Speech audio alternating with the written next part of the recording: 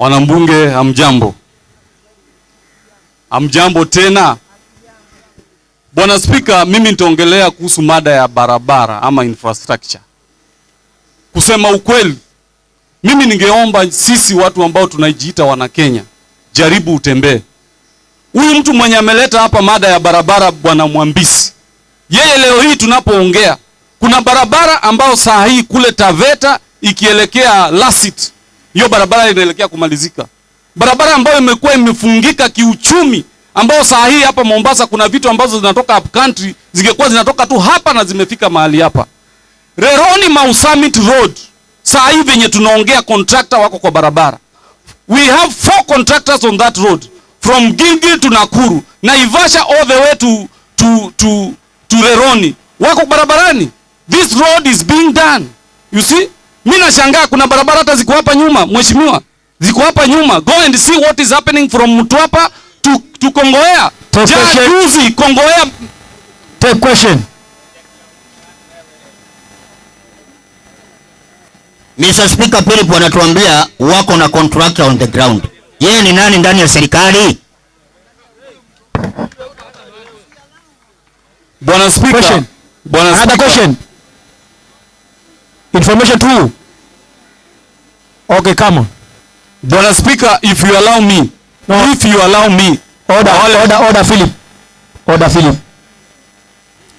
Take information. Thank you very much. The member on the floor, I think he doesn't know the history of the roads. The roads from Ilasit to Taveta. The road from Ilasit to Taveta was launched by Uhuru Kenyatta. When Uhuru Kenyatta launched the road, because I used to drive all those roads from Mombasa to Amboseli every day. The road was launched by Uhuru Muigai Kenyatta. When Ruto took over, alitoa. Akaweka pesa wapi? Fukoni. Another thing, the Mau Summit. The Mau Summit also was launched by Uhuru Kenyatta. The contractors or the people who took the contracts was France. They were building the air runway here. And then they were given a contract to where? To Mau Summit. So the member of the floor is really lying and misleading the floor. And Mr. Speaker, you should even give him you should chase him away. Order. No question, no information.